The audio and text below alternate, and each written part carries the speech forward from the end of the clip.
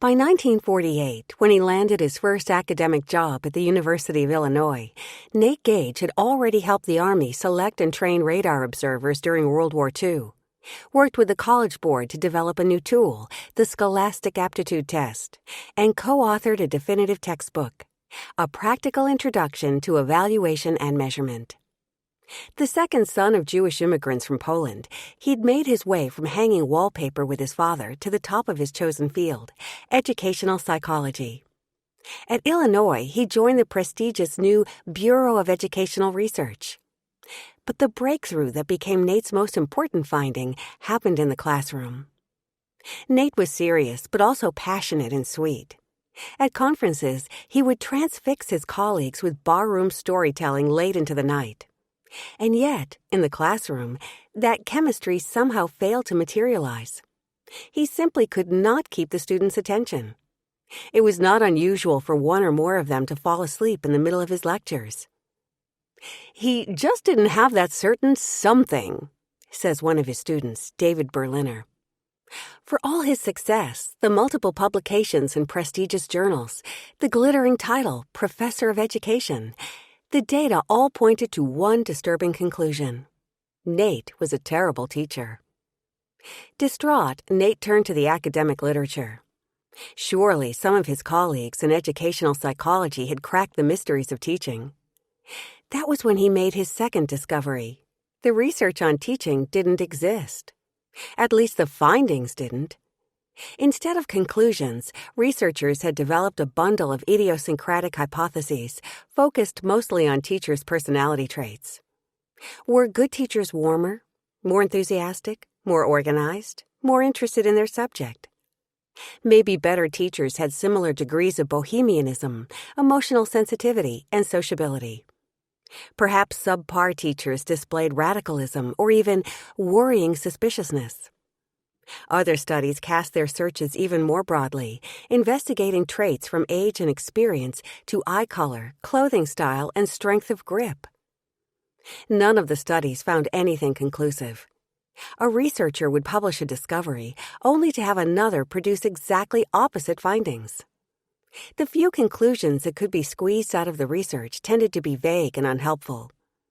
One set of studies suggested that good teachers should be friendly, cheerful, sympathetic, and morally virtuous rather than cruel, depressed, unsympathetic, and morally depraved. Another study concluded that the best teachers had a characteristic called, unhelpfully, teaching skill. Summarizing the research in 1953, Nate wrote, "The simple fact of the matter is that, after 40 years of research on teacher effectiveness during which a vast number of studies have been carried out, one can point to few outcomes that a superintendent of schools can safely employ in hiring a teacher or granting him tenure, that an agency can employ in certifying teachers, or that a teacher education faculty can employ in planning or improving teacher education programs." The irony was bruising. The country at that point had dozens of university programs devoted to recruiting, training, and vouching for America's future teachers. Education schools, they were called. Yet somehow all those ed schools professors had managed to learn nothing about teaching. And that was the professors who paid the topic any attention at all. The most prestigious among them, the elite education researchers like Nate, ignored teaching altogether. You couldn't help but wonder, how had this happened? How had an entire field come to neglect the work at its heart? One answer was that they did it on purpose. The tradition began with the first education professors who taught the new education courses with undisguised reluctance. "Educational psychology?" the philosopher William James was said to have quipped. "I think there are about 6 weeks of it." James became the grandfather of the discipline. His student, Edward Thorndike, another foundational figure, entered the field only because he had to.